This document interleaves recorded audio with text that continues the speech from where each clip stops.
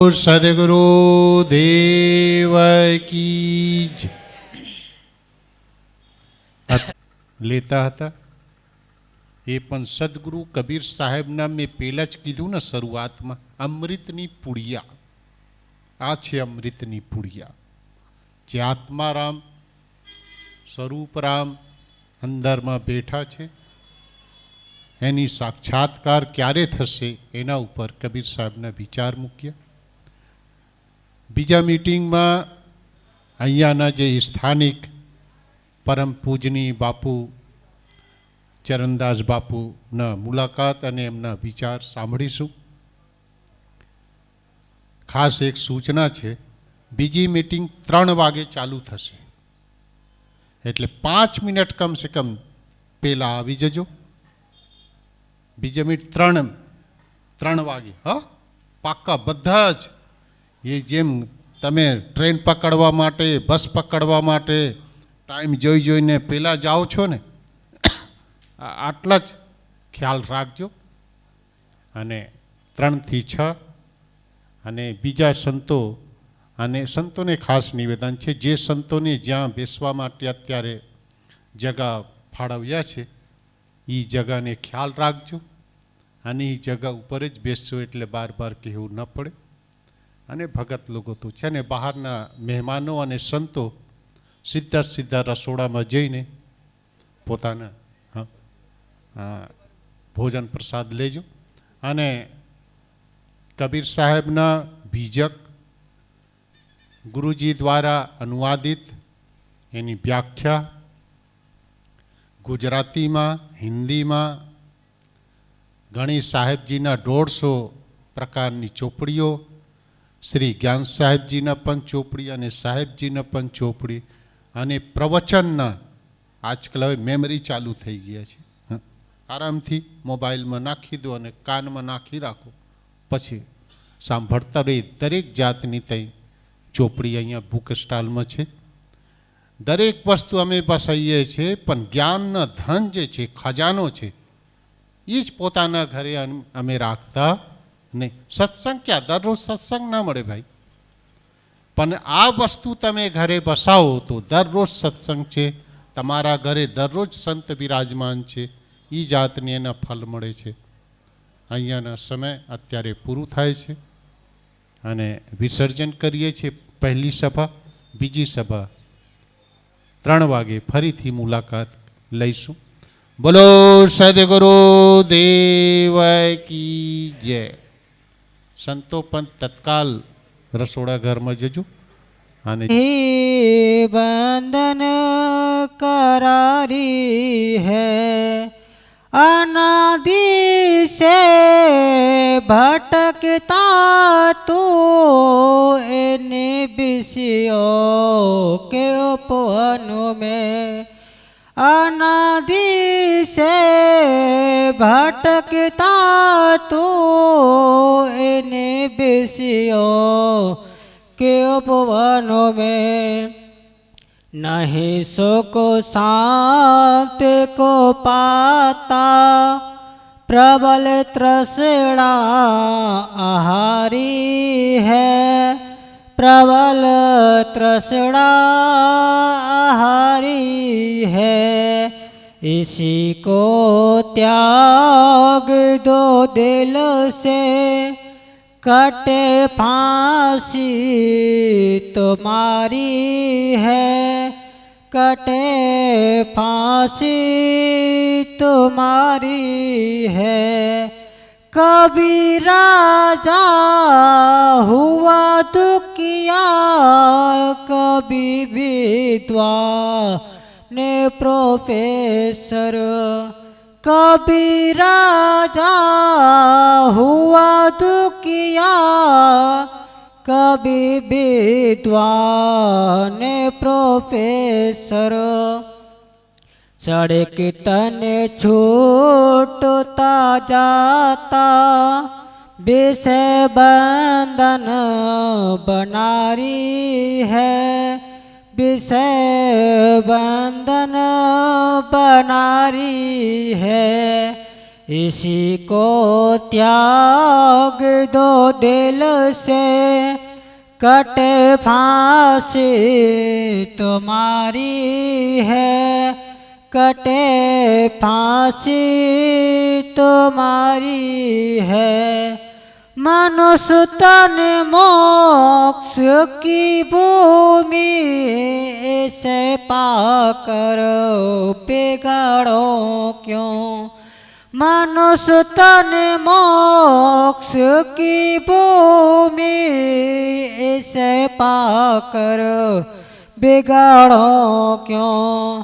विष नर तन के फल नाहीं, ये नर तन मोक्षकारी है, ये नर तन मोक्षकारी है।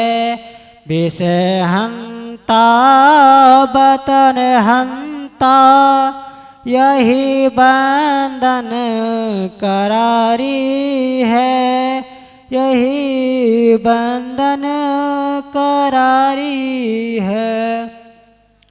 करो अभिलाष गुरुपद में, विष की बास न छोड़ो।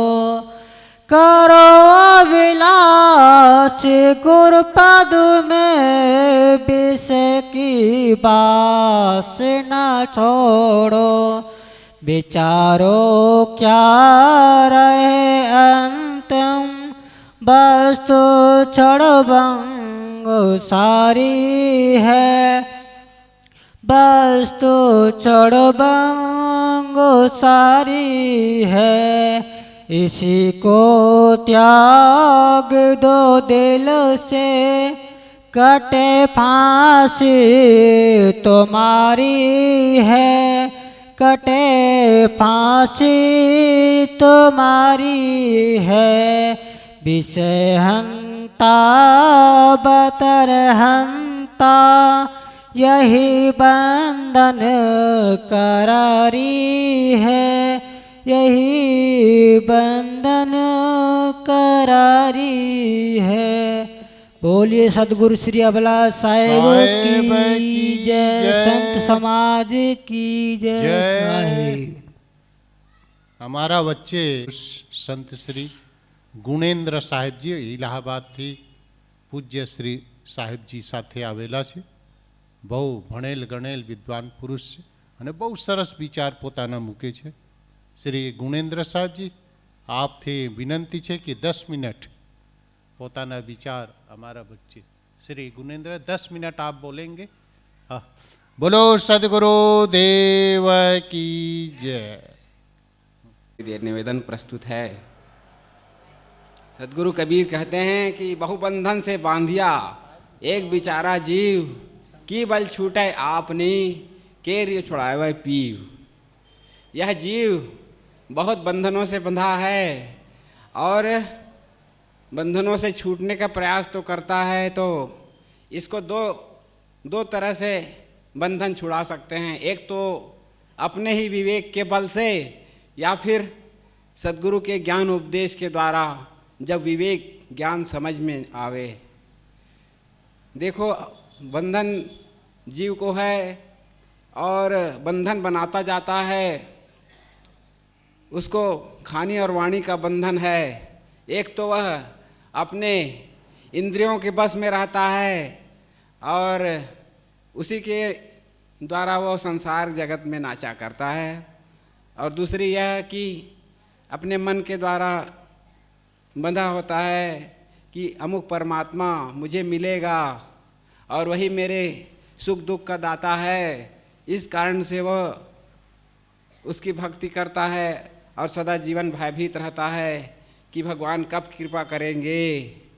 और पंडित जन उसको बता देते हैं कि तुम भक्ति करते रहोगे तो इस जन्म में यदि सुख नहीं मिलेगा तो मरने के बाद तुम्हें अवश्य स्वर्ग धाम मिलेगा. तो इस डर से बेचारा जीवन भर डरता है और देवी देवताओं को ही मनाता रहता है. तो ये दो बंधन होता है, खानी और वाणी का बंधन. परंतु कोई विवेकवान ज्ञानी पुरुष होता है वह विचार करता है, अपने बारे में विवेक करता है, संसार क्या है इसको विचार करता है, मैं कौन हूँ, कहाँ से आया हूँ, मेरा कर्तव्य क्या है, ये सब का विचार वो करता है। ऐसा ज्ञानी पुरुष, बुद्धिमान पुरुष संसार में कोई कोई जरूर होते हैं। वे अपने विवेक के बल से आगे बढ़ते जाते हैं और उस शांति का रास्ता पा जाते हैं और यह समझ लेता है कि मेरा लक्ष्य मैं ही हूँ और मेरी आत्मा, मेरी जीव सबसे महान है। और इसी भाव में वह रहते हुए अपने जीवन में उसको अनुभव भी कर लेता है और महान सुखी हो जाता है जीवन में। दूसरा होता है कि गुरु के बल से होता है। कोई जिज्ञासु होता है, जानने की इच्छा रखने वाला होता है, वह जाता है संतों सज्जनों के पास में रह करके सत्संग करता है और धीरे धीरे उनका आधार पाते हुए, उनके ज्ञान उपदेश से लाभ करते हुए सच्चा जिज्ञासु बन जाता है और वैसे आचरण करके अपना जीवन रहनी पवित्र बनाते हुए मन इंद्रियों को जीतता चला जाता है और तब फिर वो अपने परम सुख स्वरूप अविनाशी स्वरूप को भी अनुभव कर लेता है। तो ये होता है। इसीलिए सद्गुरु कबीर ने यह कहा था कि बल छूटे आपना, कीर छुड़ावे पीव। तो आदमी का विवेक सबसे बड़ा होता है। इसके बल पर वो अपनी सारी कमी को दूर कर देता है, उसको छिपा लेता है।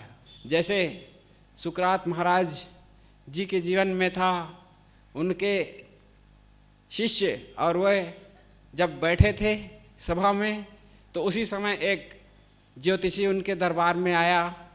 उसने कहा कि मैं ज्ञानी हूँ, मैं सब कुछ बता सकता हूँ और मैं आपके बारे में भी बता सकता हूँ कि आपका चरित्र क्या है।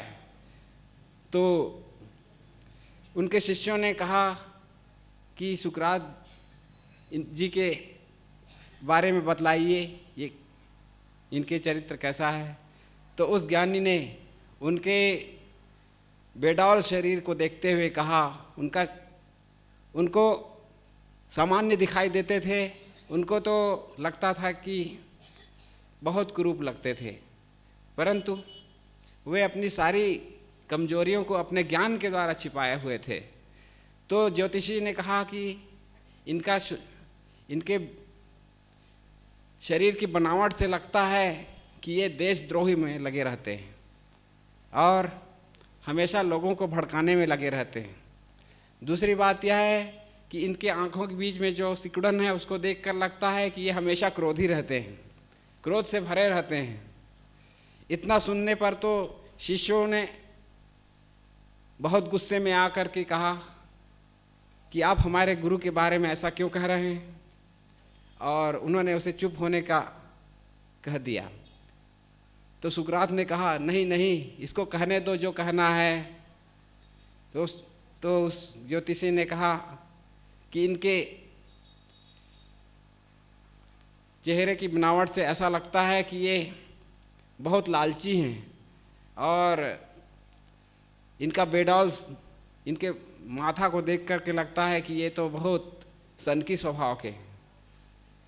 तो इतना कह देने के बाद सुकरात ने उनको बहुत सारा इनाम देकर के विदा किया। तो शिष्यों को बहुत आश्चर्य हुआ कि इन्होंने तो हमारे गुरु के बारे में बहुत कड़वे वचन कहे, परंतु फिर भी आपने उनको इनाम देकर के विदा किया है। तो सुकरात ने उसका उत्तर देते हुए कहा कि ये जो ज्योतिषी जो मेरे बारे में जो कुछ कह रहा था वो सब सही है। इन्होंने जो कहा कि मैं देशद्रोही हूँ, लालची हूँ, क्रोधी हूँ, वह सब मैं हूँ, परंतु एक बात बताना वो भूल गया। उसने यह बताना तो भूल ही गया कि मेरे अंदर में विवेक का इतना बड़ा बल है। मैं इस विवेक के बल के द्वारा, अपनी बुद्धि के बल के द्वारा इन सारे दोषों पर विजय प्राप्त कर लिया हूँ और इनको मैं उभरने नहीं देता हूँ। तो यही बात हम लोगों को समझना चाहिए कि हमारे शरीर का रूप कैसा भी हो, परंतु हमारा मानसिक रूप, हमारा अंदर का चरित्र, विवेक बल कितना ऊंचा है। तो विवेक के बल पर ही आदमी इंसान बनने लायक होता है, और बुद्धि का बल सबसे बड़ा है मनुष्य का। वह इसके बल के द्वारा वो सारी कमजोरियों पर विजय पा सकता है। हम सब में भी वह योग्यता है। प्रत्येक मनुष्य सफल होने के लिए पैदा हुआ है। देखो, आदमी कितनी ही बार मर जाता है, परंतु फिर भी वो धरती पर आता है बच्चे के रूप में, और वह घोषणा करता है कि मैं अभी तक निराश नहीं हुआ हूँ, और सफल होने के लिए मुझ में कब पूरी संभावना है। तो इस तरह से हमें जीवन में कभी निराश नहीं होना चाहिए। कदम पर कदम हमें अपने बुद्धि के द्वारा सफलता के रास्ते ढूंढते रहना चाहिए। हमें एक दिन अवश्य सफलता मिलेगी। हम अपने सारी कमजोरियों को जीत लेंगे। किसी विद्वान ने तो कहा है कि हम लोग इस संसार में अपने आप को मजबूत बनाने के लिए आते हैं। तो हम लोग अपना बंधन काटने के लिए स्वयं समर्थ हैं। अपने खानी वानी का बंधन, इस सब को हम तोड़ सकते हैं आसानी से। तो सद्गुरु कबीर का यह वचन, बहु बंधन से बांधिया एक बेचारा जीव, की बल छूटे आपना, की रे छुड़ावे पीव। सद्गुरु कहते हैं कि बेचारा जीव तो बहुत बंधनों से बंधा है, परंतु ऐसी बात नहीं है कि ये बंधा ही रहेगा। यह बंधनों को तोड़ने के लिए परम स्वतंत्र है, और वह अपने विवेक के बल से और दूसरा गुरुओं के बताए उपदेश को आचरण करके दोनों प्रकार से वह आसानी से अपने बंधनों को तोड़ सकता है। ऐसी उसमें प्रबल क्षमता है। जीव के पास बड़ा बल है। उस बल की हमें हमेशा याद करनी चाहिए, और इस तरह से हमें जीवन बिताते हुए हम अपने परम उन्नति के शिखर पर पहुंच सकते हैं। इन्हीं शब्दों के साथ में मैं अपनी वाणी को विराम देता हूँ। बोलिए सद्गुरुदेव की जय।